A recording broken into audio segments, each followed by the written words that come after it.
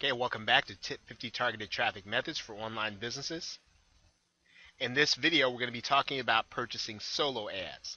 And as I've said in my first point there, that you can build an entire list, uh, or you can start building your list by spending a little bit of money purchasing solo ads. And basically, a solo ad is going to be where your ad or your link or your website is going to be the only link and the only thing that's going to go out in a list owner's email. So in other words, they already have a subscriber list, and you're going to pay them for the privilege of sending out your offer as the only thing that's going to be going out in their email.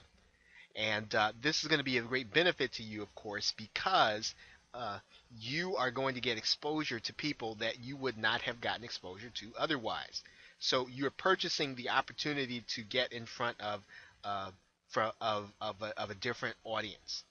Now, I have here that you want to use a service that has been reviewed. So you don't want to just buy a solo ad blind. You don't want to just go on the internet and just buying one for the first person you see. You typically want to see what others have experienced with a solo ad provider. And I said that a Warrior Forum and Digital Point Forum can be good places for that. So let's go to the Warrior Forum and take a look at what it would be like to look for someone who would be doing solo ads. Now, if I were going to look for a solo ad, I'd come to the front page of the Warrior Forum. I go to the Warrior Special Offers Forum and go to the Classified Ad section. Classified Ad section is going to have different people providing solo ads. Here's one right here. 100 to 500 solo ads, 10% over delivery.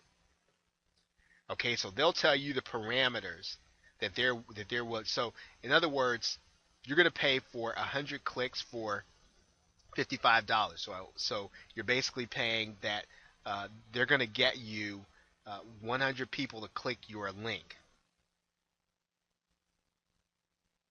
High quality solo ads at an affordable price. Here's another one. Okay, so everyone's going to have different parameters as to what they provide. Now, here's the benefit of doing something. You want to find someone that has reviewed the service. Okay, so if you see lots of negative or bad reviews or bad service, you don't want to go with that service. If you see a lot of satisfied customers, then yeah, it's going to be a pretty good option for you. And typically, if somebody's having a really bad time, they will actually write it into the thread. Okay, so the Warrior Forum, Digital Point Forum, you're going to be able to find different people that will allow you to send out your email to their subscriber list. Now, you're going to get, you want to either do one of two things. You want to get people to opt into your list, okay, and you can do that, or you want to make a sale. Now, you just want to make sure that your email is providing a really compelling offer, right? So your email should really make them want to take action on whatever it is, even if you're just doing a giveaway. Now, I have here as my fifth point that one of the things that you want to decide on is whether or not you want to actually provide an offer for sale or giveaway. Sometimes if you do a giveaway and you think, well, if I'm giving away something free, that'll attract more people. It may attract more people, but it may not attract the right people and people that you eventually want to sell to. So you want to be careful about whether or not you always do giveaways and solo ads. Okay, the other thing you want to do is you want to ask other marketers or bloggers in your niche. And in some cases, if you know someone has a subscriber list already, you can literally go and arrange your own. So in other words, you can really, just because someone doesn't advertise, doesn't mean they're not going to be willing to do a solo ad for you.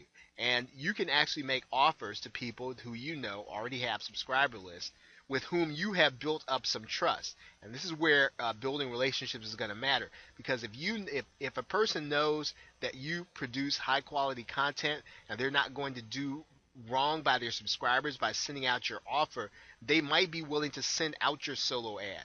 As a matter of fact, they probably will be willing to send out your solo ad. So you really want to, again, be building the kind of relationships with people where you can go to someone and ask them to send out an email for you so that you can get introductions to new people in your niche. And of course, when you do that, as you build up your subscriber list, you can then reciprocate and they can then get an introduction to your subscribers.